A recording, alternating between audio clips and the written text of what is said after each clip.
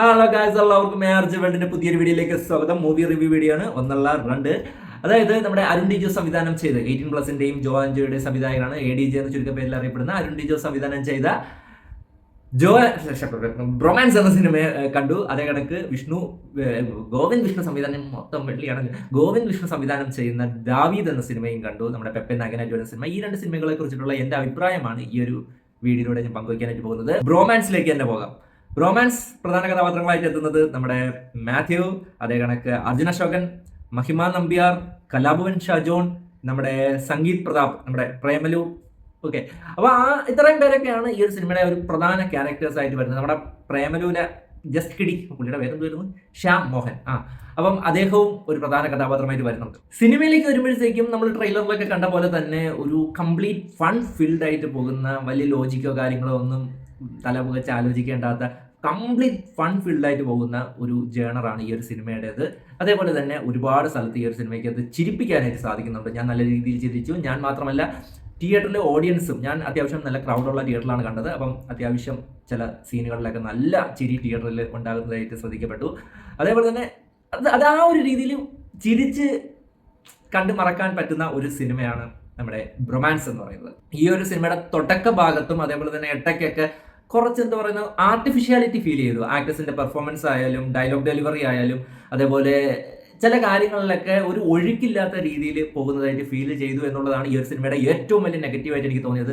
ഈ ഒരു സിനിമയുടെ തുടക്ക ഭാഗത്തിൽ നമ്മുടെ മാത്യുവിന്റെ ആ ഒരു ക്യാരക്ടറിന്റെ എന്താ പറയുന്ന പെർഫോമൻസ് ആയാലും അർജുൻ അശോകൻ ആയാൽ പോലും ഈ ഒരു സിനിമയുടെ തുടക്കം നമ്മൾ ചിലപ്പോൾ ആ ഒരു സിനിമയിലേക്ക് ഇൻവോൾവ് ആകാത്തത് കൊണ്ടായിരിക്കാം ആ ഒരു ആർട്ടിഫിഷ്യാലിറ്റി ഡയലോഗ് ഡെലിവറിയിലൊക്കെ ഫീൽ ചെയ്യുന്നുണ്ടായിരുന്നു. ആരോ പറഞ്ഞ് ചെയ്യിപ്പിക്കുന്ന രീതിയിൽ എനിക്ക് ഫീൽ ചെയ്തു. പക്ഷെ അത് പോകെ പോകെ സിനിമയിലേക്ക്, ആ ഒരു കഥയിലേക്ക് വന്നപ്പോഴത്തേക്കും നമ്മൾ ആ ഒരു സിനിമയ്ക്കകത്തായി. അത് കണക്ക് ആ ഒരു ആക്ടേഴ്സും ആ ഒരു സിനിമയ്ക്കകത്തായ പോലെ ഒരു ഫീല്.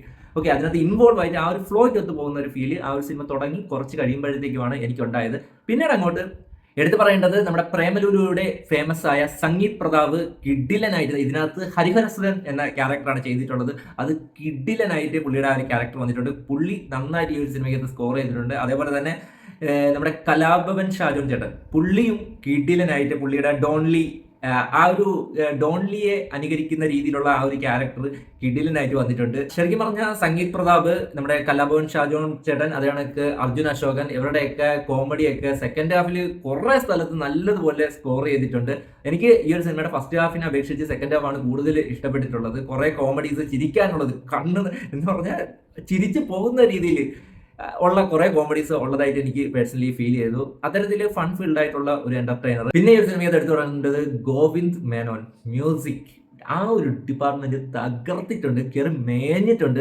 ഒരു വൈബ് സാധനം. ഈ ഒരു പടത്തിനെ അപ്ലിഫ്റ്റ് ചെയ്യുന്ന ഏറ്റവും വലിയ ഫാക്ടർ ഇതിന്റെ ബാക്ക്ഗ്രൗണ്ട് സ്കോറും പാട്ടുകളുമാണ്. ടൈറ്റിൽ ട്രാക്ക് ആയാലും ക്ലൈമാക്സ് ഫൈറ്റിൽ വരുന്ന ആ ഒരു ബാക്ക്ഗ്രൗണ്ട് സ്കോറും നല്ലൊരു കിടിലൻ വൈബ് തിയേറ്ററിലുണ്ടായി. പാട്ടുകളായാലും ബാക്ക്ഗ്രൗണ്ട് സ്കോർ ആയാലും വേറെ ലെവലിൽ ഈ ഒരു സിനിമയിൽ പുള്ളി ചെയ്തു വെച്ചിട്ടുണ്ട്. ഒരു വൈബ് ക്രിയേറ്റ് ചെയ്യാനായിട്ട് ആ ഒരു ബാക്ക്ഗ്രൗണ്ട് സ്കോറിനും പാട്ടിനും ഒക്കെ സാധിക്കുന്നുണ്ട്. പിന്നെ ഈ ഒരു സിനിമയുടെ ട്രെയിലർ കണ്ട സമയത്ത് ഓവറാക്കി ചളമാക്കുമെന്ന് എനിക്ക് തോന്നിയത് മഹിമ നമ്പ്യാരുടെ ക്യാരക്ടറാണ്. കാരണം വേറൊരു സ്ലാങ് യൂസ് ചെയ്യുന്നത് കൊണ്ട് തന്നെ അത് കുറച്ച് ഓവറായി പോകുമോ എന്നുള്ളൊരു തോന്നലുണ്ടായിരുന്നു. പക്ഷേ പുള്ളിക്കാരിയും നല്ല കിടിലിനായിട്ട് അത് വർക്കൗട്ട് ചെയ്തിട്ടുണ്ട്. അങ്ങനെ അത്തരത്തിൽ ഓവറായിട്ടൊന്നും എനിക്ക് പേഴ്സണലി ഫീൽ ചെയ്തില്ല. പക്ഷെ മാത്യു അവതരിപ്പിച്ച ആ ഒരു ക്യാരക്ടർ കുറച്ച് അഗ്രസീവ് ആയിട്ടൊക്കെ ഉള്ള ഒരു ക്യാരക്ടറാണ്. ആ ഒരു ക്യാരക്ടറിന്റെ ഡയലോഗ് ഡെലിവറിയും ചില സമയത്തുള്ള ആ ഒരു ക്യാരക്ടറിന്റെ പെർഫോമൻസ് ഒക്കെ കുറച്ച് ഓവറായിട്ട് വന്ന രീതിയിൽ ആ ഒരു ഡയലോഗ് ഡെലിവറി ആയാലും ഒരു ആർട്ടിഫിഷ്യാലിറ്റി എനിക്ക് പേഴ്സണലി ഫീൽ ചെയ്തു. പിന്നെ ഈ ഒരു സിനിമയ്ക്കകത്ത് വലിയ ബ്രഹ്മാണ്ട കഥയൊന്നും പ്രതീക്ഷിച്ചാലും പോകരുത്. വളരെ സിമ്പിൾ ആയിട്ടുള്ള ഒരു സ്റ്റോറിയിൽ, നല്ലൊരു കിടിലൻ മേക്കിങ്ങിൽ, ഒരു കംപ്ലീറ്റ് ഫൺ ഫീൽഡ് ആയിട്ടുള്ള ഒരു സിനിമ. അതിനകത്ത് ഞാൻ പറഞ്ഞ രീതിയിൽ ആദ്യമൊക്കെ എനിക്ക് കുറേ ആർട്ടിഫിഷ്യാലിറ്റി ഒക്കെ പേഴ്സണലി ഫീൽ ചെയ്തു. അതൊക്കെ മാറ്റി നിർത്തി കഴിഞ്ഞാൽ മൊത്തത്തിൽ ശരിക്കും എല്ലാവരും ഒപ്പം ഫ്രണ്ട്സൊക്കെ ആയിട്ട് പോയി കണ്ടിരിക്കാവുന്ന, നമുക്ക് ഒരു ഗ്രൂപ്പായിട്ട് ആളുകളോടൊപ്പം ഈ ഒരു സിനിമയ്ക്ക് കയറി കഴിഞ്ഞാൽ നമുക്ക് നല്ല രീതിയിൽ ആസ്വദിച്ച് തിരിച്ചു വരാൻ പറ്റുന്ന രീതിയിലുള്ള സിനിമയാണ്. ഫാമിലി ആയിട്ടൊക്കെ പോകാൻ പറ്റുന്ന സിനിമയാണ്. എനിക്ക് ഡബിൾ മീനിങ് കോമഡിയോ അത്തരത്തിലുള്ള കോമഡിയോ ഒന്നും ഈ ഒരു സിനിമയിൽ എവിടെയും കണ്ടതായിട്ട് ഞാൻ ഓർക്കുന്നില്ല. അത്തരത്തിൽ ക്ലീൻ ആയിട്ടുള്ള ഫൺ ഫീൽഡ് ആയിട്ടുള്ള ഒരു സിനിമയാണ് ബ്രോമാൻസ്. നല്ല പടമാണ്. എനിക്കൊരു എബവ് ആവറേജ് ആയിട്ട് തോന്നിയൊരു പടമാണ് റൊമാൻസ്. ഇനി നമുക്ക് ദാവീദിലേക്ക് വരാം. നമ്മുടെ ആന്റണി വർഗീസ് പെപ്പെ ആക്ഷൻ ഹീറോ ലെവലിൽ അറിയപ്പെടുന്ന ഒരു താരമാണ് പെപ്പെ. അപ്പം പുള്ളി ഈ ഒരു സിനിമയിലേക്ക് വന്നപ്പോഴത്തേക്കും ആക്ഷൻ, ആ ഒരു ഡിപ്പാർട്ട്മെന്റ് പക്കയായിട്ട് ചെയ്തിട്ടുണ്ട്. ആക്ഷന് പ്രാധാന്യമുള്ളൊരു സിനിമയാണ്. ബോക്സിങ്, അതാണ് ഈ ഒരു സിനിമയുടെ മെയിൻ ആയിട്ടുള്ള ഒരു സബ്ജക്റ്റ് എന്ന് പറയുന്നത്. ഗോവിന്ദ് വിഷ്ണു എന്ന ഡയറക്ടറാണ് ഈ ഒരു സിനിമ ഡയറക്റ്റ് ചെയ്തിരിക്കുന്നത്. പുള്ളി മേക്കിംഗ് കിഡിലനായിട്ട് ചെയ്തിട്ടുണ്ട്. എസ്പെഷ്യലി ഫസ്റ്റ് ഹാഫ് ഈ ഒരു സിനിമയുടെ കിഡിലനായിട്ടാണ് എടുത്തു വെച്ചിരിക്കുന്നത്. നമ്മൾ നേരത്തെയൊക്കെ സിനിമകളിൽ കണ്ടിട്ടുള്ള ഒരു ഈഗോ ക്ലാഷ് ഇല്ലേ, അത്തരത്തിലൊരു ഈഗോ ക്ലാഷ് ഫസ്റ്റ് ഹാഫിൽ ഡെവലപ്പ് ചെയ്ത് എടുക്കുന്നുണ്ട്. അവിടെയാണ് ഒരു ഇന്റർവൽ വരുന്നത്. അവിടം വരെ പടം പക്ക ഇങ്ങനെ പൊയ്ക്കൊണ്ടിരിക്കുകയാണ്. അത് കഴിഞ്ഞ് സെക്കൻഡ് ഹാഫിലേക്ക് വരുമ്പോഴത്തേക്കും സാധാ ഒരു സ്പോർട്സ് മൂവി പോലെ ആക്കി മാറ്റി ഈ ഒരു പടം. ഒരു മാസ് പടത്തിന്റെ മാസ് മൊമെന്റ് ഒക്കെ കൊണ്ടുവന്ന് ഇങ്ങനെ ഹൈ ആയിട്ട് പോയിക്കൊണ്ടിരിക്കുന്ന പടത്തിനെ സാധാ ഒരു സ്പോർട്സ് പടം, ഒരു സ്പോർട്സ് അത്തരത്തിൽ ആക്കി എടുത്തിട്ടുണ്ട് ദാവീദിനെ. അത് വലിയ ഒരു ഡൗൺഫോൾ ആയിട്ട് എനിക്ക് തോന്നി.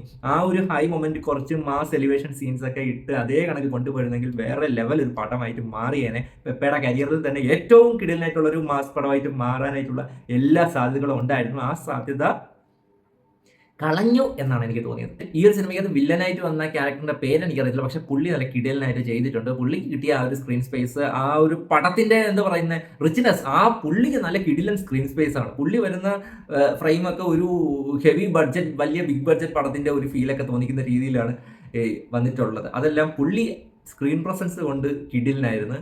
പുള്ളി നല്ലതുപോലെ ചെയ്തിട്ടുണ്ട്. പിന്നെ ഈ ഒരു സിനിമയ്ക്കകത്ത് നമ്മുടെ അജു വർഗീസ് ഉണ്ട്, വിജയരാഘവൻ ഉണ്ട്, ഷൈജു കുറുപ്പ് ഉണ്ട്. അജു വർഗീസും അത്ര എടുത്തു പറയേണ്ട ക്യാരക്ടറൊന്നും അല്ലെങ്കിലും പുള്ളിയും ചെറിയൊരു ക്യാരക്ടർ നല്ലതായിട്ട് ചെയ്തിട്ടുണ്ട്. ഷൈജു കുറുപ്പ് എന്നും നായകന്റെ ഇതിനകത്ത് ഇളയാപ്പ ആയിട്ടാണ് വരുന്നത്, അല്ലെങ്കിൽ കൂട്ടുകാരൻ, അത്തരത്തിലൊരു റോള് അതും പുള്ളി നല്ലതായിട്ട് ചെയ്തിട്ടുണ്ട്. പിന്നെ വിജയരാഘവൻ വന്നപ്പോഴത്തേക്കും പുള്ളിയുടെ ഇൻട്രോ ഒക്കെ ഹെവി ആയിരുന്നു. അതായത് നല്ലൊരു ഓളം തിയേറ്ററിനകത്ത് ഉണ്ടാക്കിയായിരുന്നു. പക്ഷെ പിന്നീട് അങ്ങോട്ട് വന്നപ്പോഴത്തേക്കും സാധാ സ്പോർട്സ് മൂവിയിലെ ഒരു ആഷൻ എന്ന ആ ഒരു രീതിയിൽ പുള്ളിയുടെ ക്യാരക്ടർ അങ്ങോട്ട് മാറി. സിനിമ തുടങ്ങിയപ്പോൾ മുതൽ ഫസ്റ്റ് ഹാഫ് വരെ അത്യാവശ്യം ഫുള്ളായിട്ടുള്ള ഒരു തിയേറ്ററിൽ ഇരുന്ന് ക്രൗഡ് ഫുള്ളായിട്ടുള്ള ഒരു തിയേറ്ററിൽ ഇരുന്നാണ് ഞാൻ കണ്ടത്. ഫസ്റ്റ് ഹാഫ് തുടക്കം മുതൽ ഫസ്റ്റ് ഹാഫ് ഇന്റർവെൽ വരെ നല്ല ഹൈ പഞ്ചിലാണ് ഇന്റർവെല്ലൊക്കെ കൊണ്ട് നിർത്തിയത്. അവിടം വരെ നല്ല ഹെവി ഓളമായിരുന്നു. പക്ഷെ ആ ഒരു ഓളം സെക്കൻഡ് ഹാഫിൽ ചില സ്ഥലങ്ങളിലൊക്കെ വന്നു എന്നതൊഴിച്ചാൽ എവിടെയും കാണാനായിട്ട് സാധിച്ചില്ല. അതാണ് ഞാൻ നേരത്തെ പറഞ്ഞത്, നല്ല ഹൈ ആയിട്ട് ഗ്രാഫ് ഇങ്ങനെ കയറിപ്പോയ ഒരു പടത്തെ നല്ല രീതിയിൽ ഡൗൺ ആക്കിയ സെക്കൻഡ് ഹാഫ് ആയിട്ടാണ് എനിക്ക് പേഴ്സണലി തോന്നിയത്. ഈ ഒരു സിനിമയുടെ സിനിമാറ്റോഗ്രാഫി, പിന്നെ ജസ്റ്റിൻ വർഗീസിന്റെ ബാക്ക്ഗ്രൗണ്ട് സ്കോർ എല്ലാം നല്ല കിടിലനായിട്ട് സിനിമയ്ക്ക് ആപ്റ്റ് ആയിട്ടുള്ള രീതിയിൽ തന്നെയാണ് ചെയ്തിട്ടുള്ളത്. പിന്നെ സ്റ്റണ്ടുകളും കിടിലിനായിരുന്നു. ബോക്സിംഗ് ആയാലും എല്ലാം പക്കയായിട്ട് തന്നെ മടുപ്പുണ്ടാക്കുന്ന രീതിയിലൊന്നുമല്ല, നല്ല കിടിലിനായിട്ടാണ് ചെയ്തിട്ടുണ്ട്. അതാണ് തന്നെ ക്ലൈമാക്സ് സെക്കൻഡ് ഹാഫ് വന്നപ്പോഴത്തേക്കും പക്ക ഒരു സ്പോർട്സ് മൂവി ആയിട്ട് മാറി. ആ ഒരു രീതിക്ക് നോക്കുകയാണെങ്കിൽ ഒരു കൊള്ളാവുന്ന ഒരു ക്ലൈമാക്സ് ആണ് ഈ ഒരു സിനിമയ്ക്ക് ഉള്ളത്. പക്ഷേ എന്നെ സംബന്ധിച്ചിടത്തോളം ഫസ്റ്റ് ഹാഫിൽ ബിൽഡ് ചെയ്തുകൊണ്ട് വന്ന ആ ഒരു സ്റ്റോറി, ആ ഒരു ഈഗോ ക്ലാഷ് ഞാൻ സെക്കൻഡ് ഹാഫിൽ പകുതിയോളം കണ്ടപ്പോഴത്തേക്കും ആ ഒരു ഈഗോ ക്ലാഷിന്റെ കാര്യമൊക്കെ ഞാനങ്ങ് മറന്നുപോയി. അത്തരത്തിലായിരുന്നു സിനിമയുടെ ഒരു പോക്കെന്ന് പറയുന്നത്. അത്ര കുറച്ച് ലാഗ് അടിപ്പിക്കുന്ന രീതിയിൽ ഒരു പോക്കായിരുന്നു പിന്നീട് അങ്ങോട്ട്. ആ ഒരു ഫസ്റ്റ് ഹാഫ് വരെ ബിൽഡ് ചെയ്തുകൊണ്ട് വന്ന ആ ഒരു ഹൈ മൊമെന്റ്സ് ഒന്നും സെക്കൻഡ് ഹാഫ് എത്തിയപ്പോഴത്തേക്കും കിട്ടിയില്ല. പിന്നെ ആന്റണി വർഗീസിന്റെ കാര്യം പറയുകയാണെങ്കിൽ ചില ഡയലോഗ് ഡെലിവറീസ് ഒക്കെ നമുക്ക് പഞ്ച് ഫീൽ ചെയ്യേണ്ട ഡയലോഗ് ഡെലിവറീസ് ഒക്കെ ഭയങ്കര ആർട്ടിഫിഷ്യാലിറ്റി ഫീൽ ചെയ്തു എന്നതൊഴിച്ചാൽ പുള്ളി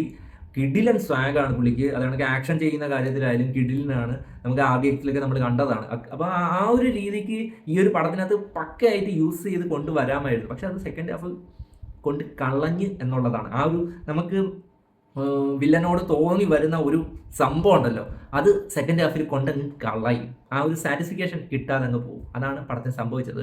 ഒരു ആവറേജ് പടം എന്ന് നമുക്ക് പറയാവുന്ന ഒരു പടമാണ് ദാവീദ്.